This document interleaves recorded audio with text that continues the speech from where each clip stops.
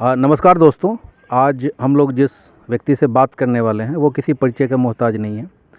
यहाँ के लोग उन्हें युवा हृदय सम्राट के नाम से जानते हैं और किसी को भी मतलब किसी को भी अगर रक्त की ज़रूरत होती है, किसी का कोई अपना जब किसी ऑपरेशन थिएटर में होता है, किसी का बाप, किसी का भाई, किसी की माँ, अगर कोई व्यक्ति है जो कैंसर से पीड़ित है, अगर कोई व्यक्ति है जिसकी सर्जरी हो रही है, तो इस समय में जो एक सबसे महत्वपूर्ण चीज़ है मेडिकल में जो इस्तेमाल होता है उसका नाम है रक्त।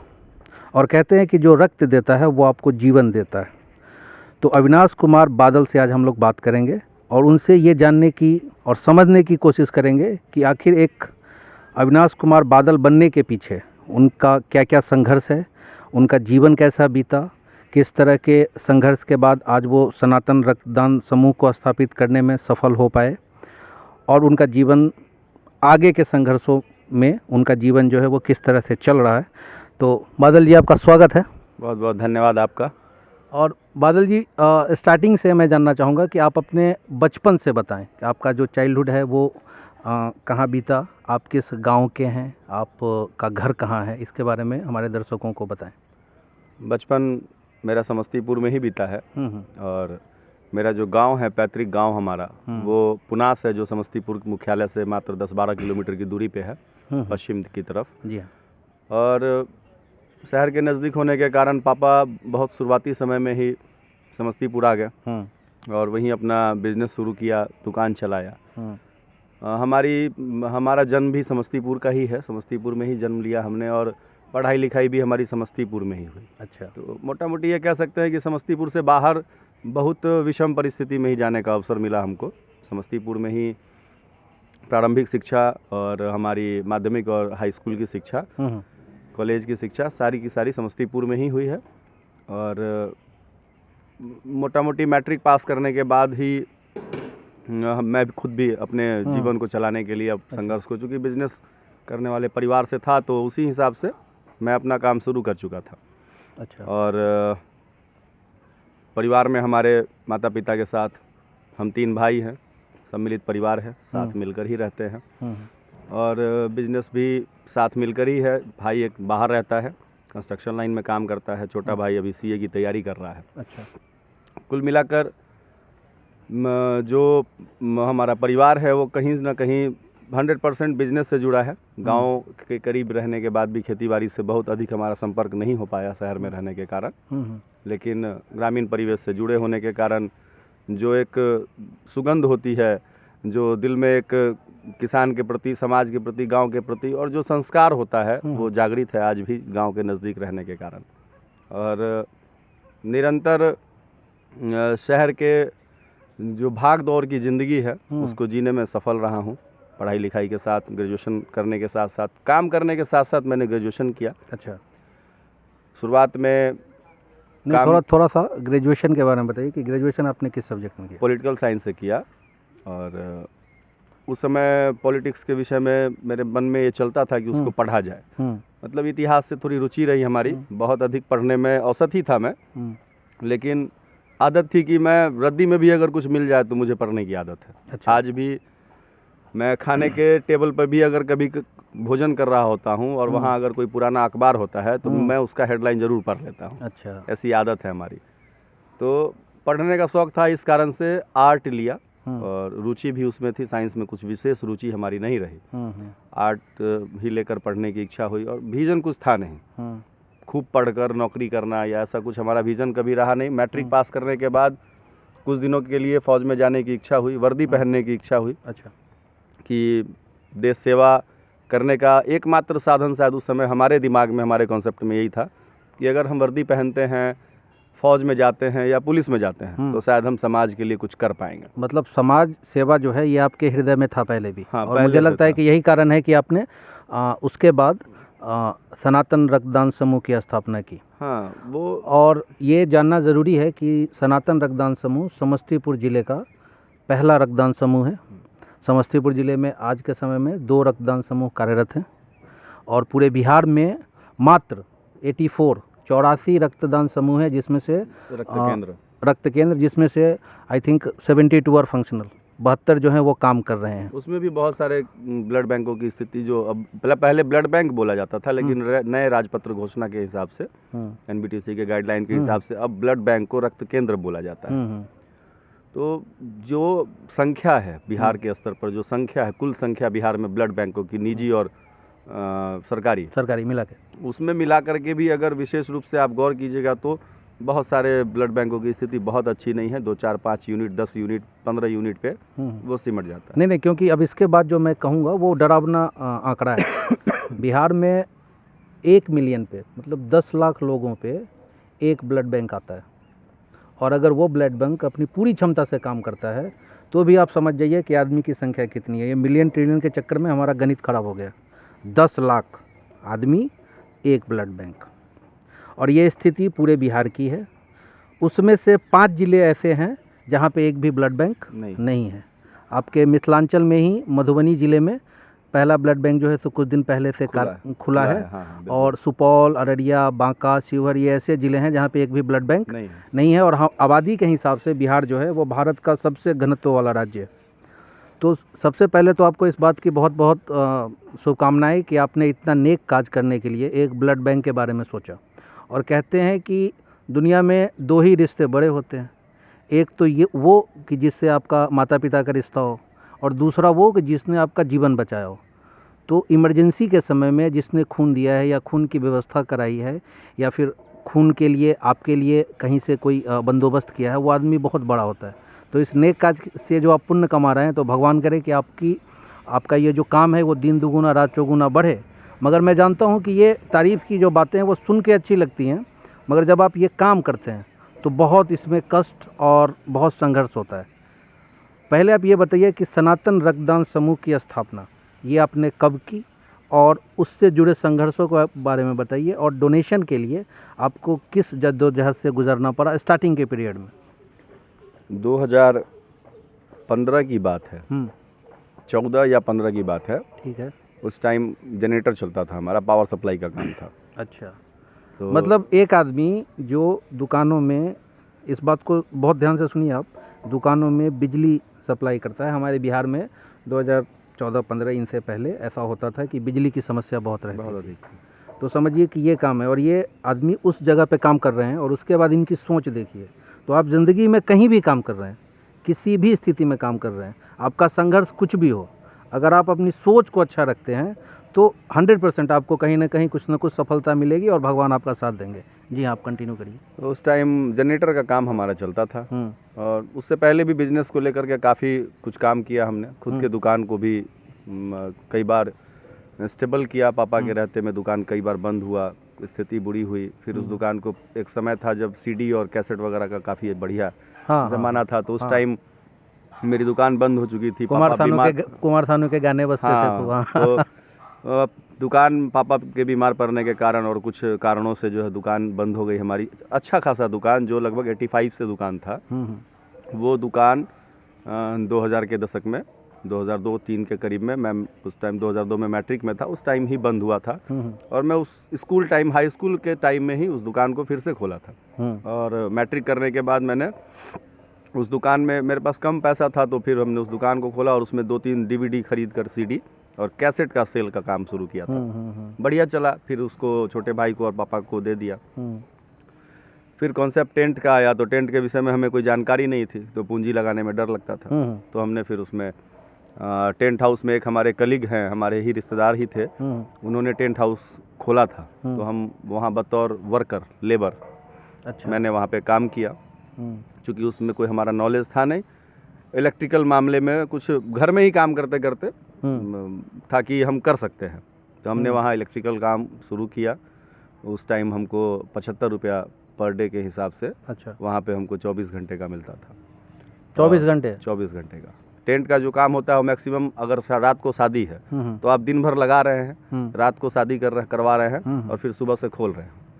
और ये मान लीजिए कि अगर कंटिन्यू में 10-10 दिन सो नहीं पाते थे। मतलब जिसको हम लोग यहाँ साटा बोलते हैं। हाँ। तो साटा अगर चल रहा है कंटिन्यू, तो वैसे ही यहाँ से खोला वहाँ लगाया, वहाँ से खोला मतलब नहीं, इसमें क्या है कि आपकी जो 75 है वो फिक्स है। हाँ, वो पर डे 75 रुपया वो मिलेगा, वर्कलोड कुछ भी हो।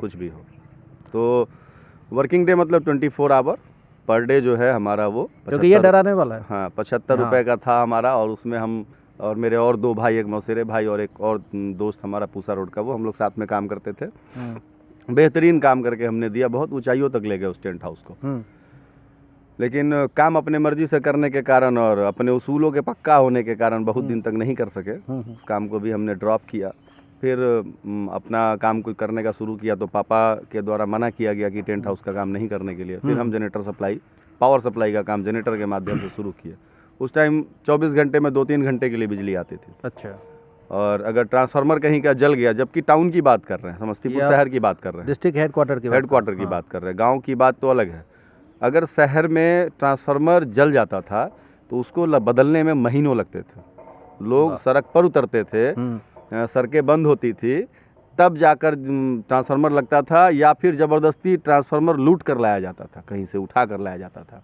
मालूम चले कि किसी और एरिया में ट्रांसफार्मर आने वाला है, तो समाज मोहल्ले के 10-20 लोग वहाँ जा करके वहाँ से ट्रक को पकड़ करके लेके आते थे। जिनकी संख्या ज़्यादा होती थी वहाँ लगता था। मतलब इस मामले में पूरा डेमोक्रेसी है, फर्स्ट कम फर्स्ट सर्व। पहले आइए पहले पाइए। तो उस तरीके से काम होता था। तो उस संघर्ष में थे, हमारा जीवन चल रहा था। एक शुरुआती समय तो बड़ा संघर्षपूर्ण रहा, लेकिन बाद में जा कर के डे नाइट सर्विस देना, और लगभग 4 जनरेटर से मैंने 4 जनरेटर पर काम किया, और 150-200 लगभग 150 से ऊपर पॉइंट मेरा 24 आवर सर्विस में था। अच्छा। तो अच्छी सैलरी थी एक हिसाब से। उसको करते हुए में ही मतलब ज़िंदगी तब थोड़ी पटरी पर आ गई थी हमारी। शहर में रहने की स्थिति में मैं उस समय बन चुका था। और फिर एक गाड़ी खरीदा, कमर्शियल गाड़ी खरीद करके उसको भाड़ा पर चलाना, ड्राइवर के नहीं रहने पर खुद जाना। अच्छा। तो ये भी हमने किया है। मैंने कभी काम से कोई परहेज़ नहीं किया। तो हमारे जो मकान मालिक थे, जहां हमारा जनरेटर चलता था, वो सरकारी टीचर बने ही थे, और उनके एक कलीग के पत्नी की तबीयत ख़राब हो गई थी। तो मालूम चला, जानकारी मिली, हम लोग आपस में बैठते थे, एक ही उम्र के थे तो बैठते थे, बैठने के क्रम में जानकारी मिली कि अमुक सर के वाइफ की तबीयत ख़राब है, एक समस्तीपुर के ही निजी नर्सिंग होम में भर्ती हैं, और उनका बच्चा पेट में ही मर गया है। और उनका ब्लड ग्रुप काफ़ी रेयर निगेटिव ब्लड ग्रुप था, ए निगेटिव था उनका ब्लड ग्रुप। जो ए निगेटिव का रेशियो ये है कि आज तक जो हज़ारों यूनिट हमने ब्लड डोनेशन कराया है, उसमें ब्लड डोनेशन कैंप में शायद 1 या 2 बार ही ए निगेटिव डोनेशन हुआ है। इतना रेयर है वो? इतना रेयर है। अच्छा। तो आप हज़ारों लोगों से पूछिएगा तो शायद कोई एक आदमी ए निगेटिव मिल जाए, ऐसी स्थिति होती है। ए निगेटिव और A B negative rarest blood group. मतलब भूसे में सुई ढूंढने जैसा। बहुत कठिन है। तो उस समय चर्चा चली, तो चूँकि मैं पब्लिक सेक्टर में था, डेली 50-60 दुकानों पर मेरा जाना था कलेक्शन के लिए, डेली शाम के शाम, और करीब 100 घर में मेरा जनरेटर का लाइन था। मुझे लगा कि मतलब लोगों से पूछा जाए कि भाई, ऐसे ही लगा कि लोगों से पूछा क्यों नहीं जाए कि भाई आपका ब्लड ग्रुप क्या है, कहीं कोई मिल जाए। सोशल मीडिया पर भी उतना एक्टिव नहीं थे, व्हाट्सएप थोड़ा बहुत चलाना हम शुरू किए थे। अच्छा। तो हम जो है क्या किए कि लोगों से पूछना शुरू किए। मेरे जितने भी कस्टमर थे, मैंने सबके पास जाकर उनका ब्लड ग्रुप पूछा। तो मैक्सिमम लोगों को तो ब्लड ग्रुप पता ही नहीं था, मतलब हंसते हंसते इग्नोर करते थे कि अरे यार पता नहीं, याद नहीं है, रुको ड्राइविंग लाइसेंस में देखते हैं, अरे इस पर साला तो इस पर तो दिया ही नहीं है, नहीं दिया हुआ है यार। तो मतलब लोग इतना खौफ खाते हैं, मतलब ही नहीं था ब्लड ग्रुप, और या फिर दूसरा कि मतलब नहीं था। मतलब ब्लड ग्रुप हमारा क्या है, भविष्य में हमें कोई आवश्यकता पड़ सकती है, हमारे किसी कलीग को, हमारे परिवार को, या किसी को भी आवश्यकता पड़ सकती है, ऐसी कोई मन में उनकी भावना थी ही नहीं। मेरे खुद के मन में भावना नहीं थी। तो ऐसे ही चर्चा चली और मैंने कॉन्सेप्ट पर काम करना शुरू कर दिया। बहुत प्रयास करने के बाद भी कोई ए निगेटिव नहीं मिला। तो मेरा एक ग्रुप, हम एक ग्रुप में जुड़े हुए थे, उसमें बजरंग दल पटना के एक साथी थे। मैंने उस पर मैसेज छोड़ा तो वहाँ पटना के एक साथी ने, जिनसे मैं आज तक मिल नहीं पाया, टेलीफोनिक पहले बात हुआ करती थी, अमन नाम के थे वो। अमन जी, अमन जी अगर आप देख रहे होंगे, बादल जी को अगर आप देख रहे हैं तो संपर्क करें इनसे। अमन भाई से मिलने का कभी मौका नहीं मिला, 2-3 बार पटना जाकर फ़ोन करके मिलने का प्रयास किए, लेकिन वो मिल नहीं पाए। और सौभाग्य ये हुआ कि उनके माध्यम से वो संदेश उस ग्रुप से निकलकर एक टीम तक पहुंची। पटना के अंदर एक माँ वैष्णो देवी सेवा समिति करके एक टीम है, अच्छा, जो अभी अपना ब्लड बैंक भी माँ ब्लड बैंक के नाम से निजी ब्लड बैंक स्थापित करने जा रही है। जल्द ही उसकी शुरुआत हो जाएगी। बहुत अच्छी, लगभग काम है, इंफ्रास्ट्रक्चर पूरा हो चुका है। वो उनके संस्थापक सदस्य में से एक है मुकेश सिसारिया। मुकेश सिसारिया, हाँ, अच्छा। मुकेश सिसारिया जी ने मुझे फ़ोन किया और उन्होंने बताया, तो मैंने उनको कहा, सारी बातें बताई। उन्होंने मतलब सारी चीज़ों की जानकारी ली कि ऑथेंटिक है कि नहीं है ये केस। उन्होंने सारी जानकारी ली। मैंने अटेंडेंट का नंबर दिया, उनके हस्बैंड का, जो पेशेंट थे उनके हस्बैंड का मैंने नंबर दिया, और उसके बाद उन्होंने बात करके उनको ये भरोसा दिलाया कि डॉक्टर जिस टाइम भी ऑपरेशन की बात करेंगे आपको उससे पहले हमें बता देना है। अच्छा। डोनर जो है समस्तीपुर में आपके अस्पताल पर पहुंच जाएंगे। अगर ब्लड की आवश्यकता पड़ेगी तो वो डोनेशन करेंगे, नहीं आवश्यकता पड़ेगी तो डॉक्टर के हिसाब से वो नहीं करेंगे। सही बात। तो जब ये जानकारी मुझे मिली तो मुझे मतलब वास्तविकता हम बता रहे हैं, जो फीलिंग आया, हम कहे यार ये तो ठग वाला बात है। पटना में बैठा हुआ यार आदमी, यार समस्तीपुर एक 1 घंटे पहले बता देंगे, और 1 घंटे में पटना समस्तीपुर किसी को कैसे भेजेगा? नहीं, वो हम लोग यहाँ बोलते हैं ना कि बच्चे को चॉकलेट देना है मतलब कि अब कोई होगा फ़ोन कर दिया, झूठ मूठ का, वो कुछ कर पाएगा नहीं। मेरी चिंता बरकरार रही, बनी रही। फिर भी एक मतलब कि लौ एक रोशनी, एक किरण कहीं ना कहीं एक आया कि मैं भी शायद मतलब ऐसा बोले कि ना तो था ही, देखे कहीं हाँ हो जाए। हाँ। तो थोड़ा वेट करने के बाद ये घटना शाम की थी, शाम से रात हुआ, रात को कॉलिंग हुआ, बातचीत हो गई हम लोगों की। सुबह तक जब नॉर्मल डिलीवरी नहीं हुआ, मरा हुआ बच्चा जब नहीं निकल सका, तो उसको ऑपरेशन करके निकालने की बात हुई। तो ऑपरेशन जो हुआ वो सफल रहा और उसमें ब्लड लॉस नहीं हुआ, ब्लड की आवश्यकता नहीं पड़ी। तो मुझे जाने में वहाँ थोड़ा लेट हुआ। तो मैं जब वहाँ गया तो अटेंडेंट ने और हमारे मित्र जो थे उन्होंने कहा कि बादल भाई आपका बहुत बहुत धन्यवाद, जो आप जिनसे बात किए थे वो यहाँ आकर के 1.5 घंटा पता नहीं कि वो बंदा आकर के चला गया। अच्छा। मुझे ये पता नहीं, जो डोनर था। जो डोनर था, मैं अपने काम में व्यस्त था। मुझे जब छुट्टी मिली तो मैं अस्पताल पहुंचा, तो वहाँ जाने पर मुझे ये जानकारी मिली कि वो बंदा यहाँ किसी डिपार्टमेंट में कर्मचारी था। अच्छा। जो उस टीम से जुड़ा था, उस ये सोशल नेटवर्किंग से या जिस तरीके से भी हो, उनको वो सूचना मिली और उस व्यक्ति ने आकर यहाँ ऑपरेशन के टाइम में रिपोर्ट किया, और जब तक ऑपरेशन चला वो यहाँ बैठा रहा, बिना पानी पिए, बिना मिठाई खाए। उसको बोला भी गया कि सर आप कम से कम आए हैं तो मिठाई खा लीजिएगा। तो उन्होंने कहा नहीं कुछ नहीं, और वो बेचारा चला गया। तो चला गया। मैं कभी उनसे फिर मिल भी नहीं पाया। तो मुझे लगा कि भाई एक पटना में बैठा हुआ आदमी समस्तीपुर में खून आपके जिले में जहां आप रहते हैं, हम रहते हैं, पेशेंट इसी जिले का है, इन्फॉर्मर इसी जिले का है, और हम इसी जिले में पैदा लिए हैं और शायद यहीं मर भी जाएंगे, पूरी ज़िंदगी यहाँ हम बिता लेंगे। और इसके बाद भी अगर हमारे किसी अपने को 1 यूनिट खून की ज़रूरत पड़ती है तो ये है क्या भाई कि ये उपलब्ध नहीं हो पा रहा है। और उस समय की जो परेशानी है वो तो अलग रहती है, अलग है। तो उसी समय मैंने निश्चय किया कि अब लोगों को ब्लड ग्रुप जांच करवाने के लिए इंस्पायर करना है, कि जितने लोगों को नहीं पता है कि यार मुझे नहीं पता है मेरा ब्लड ग्रुप, तो पता होना चाहिए। हाँ, कि आपका क्या है, कि कहीं भी जरूरत पड़े तो यूज़ हो।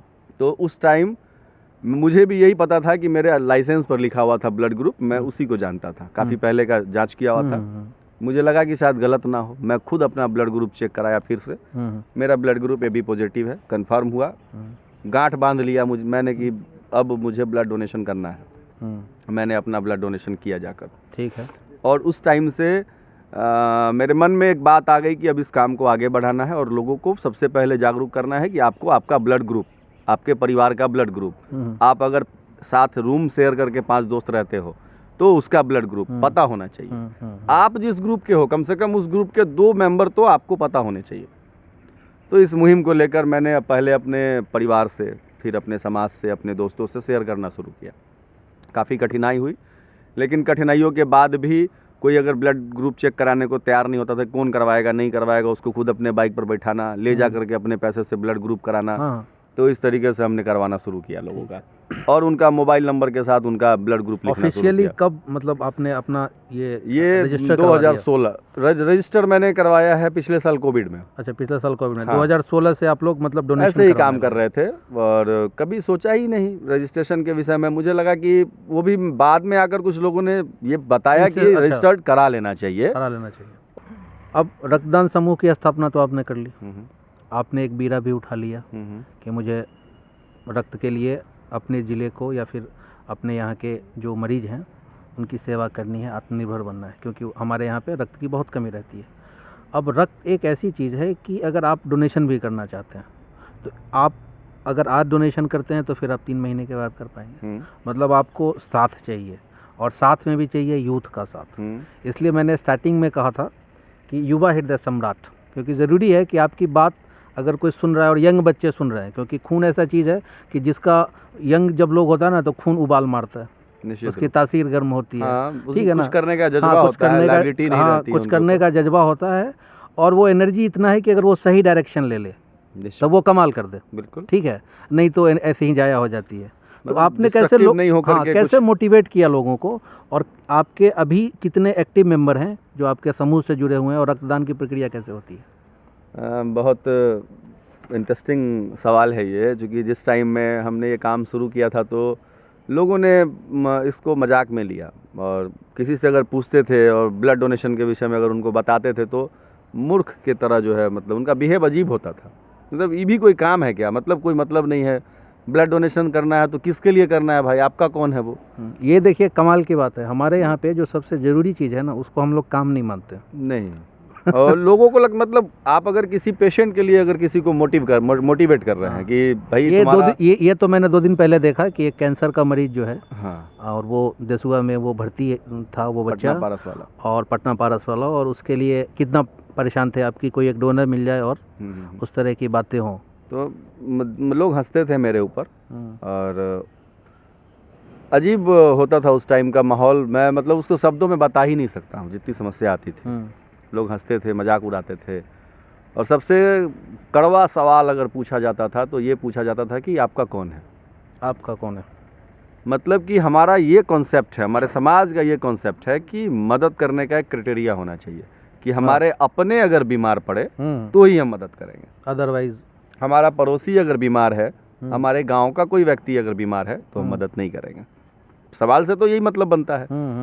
तो हमने उनको धीरे धीरे समझाना शुरू किया, हमने उनको धीरे धीरे बताना शुरू किया, हमने उनको ये समझाया कि अपना मतलब सिर्फ हमारे घर के जो 4 लोग हैं वही हमारे अपने नहीं होते हैं। अगर उतने ही लोग हमारे अपने होते तो फिर शादी ब्याह में हम कार्ड लिखने के लिए समाज के 10 लोगों को बैठाकर डायरी नहीं भरते कि कोई छूटा तो नहीं।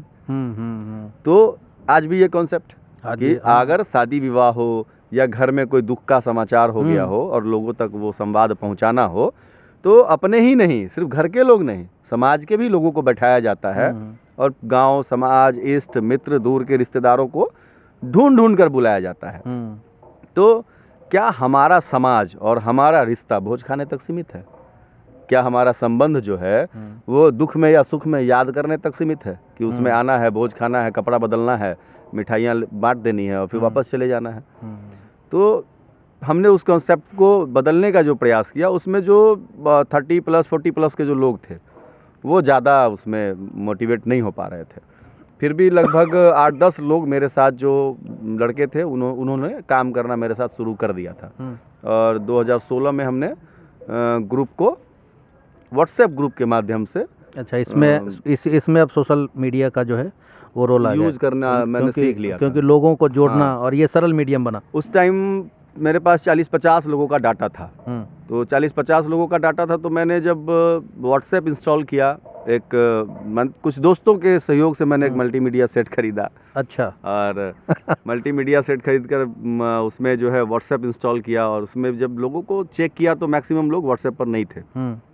तो जो लोग थे उन लोगों को हमने उस पर जोड़ा और पर्सनली फ़ोन करके उनको बताया कि इस ग्रुप का निर्माण का उद्देश्य ये है, और हम लोग अब प्रयास करेंगे कि अब हम लोग इस ग्रुप के माध्यम से सिर्फ वही संदेश को शेयर करें जिसमें हमारे आसपास किसी व्यक्ति को खून की आवश्यकता है या मेडिकल हेल्प की ज़रूरत है। अगर उन्हें सरकारी अस्पताल में या प्राइवेट अस्पताल में कहीं कोई दिक्कत होगी वो हमसे शेयर करेंगे, हम जो 5-10 लोग हैं हम लोग वहाँ जाकर उनकी मदद करेंगे। अच्छा।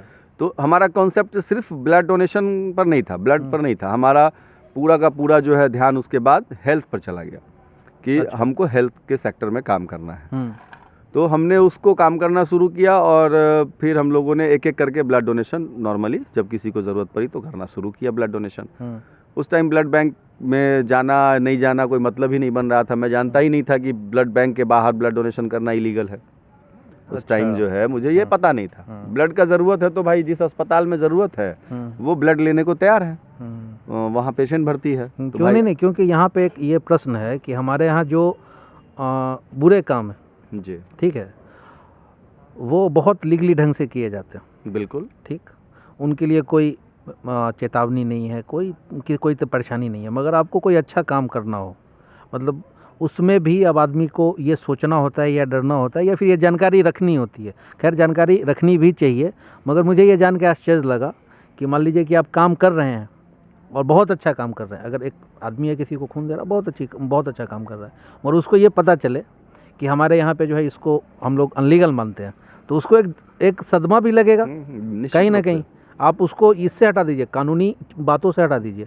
एक इंसान के तौर पे आपने मान लीजिए किसी की मदद की और आपको पता चला कि इसके बदले में आपको पेनल्टी देना है या फिर ये आपने गलत कर दिया, कानूनी दायरे से बाहर है, तो एक झटका भी लगता है। ये आपको भी लगा था।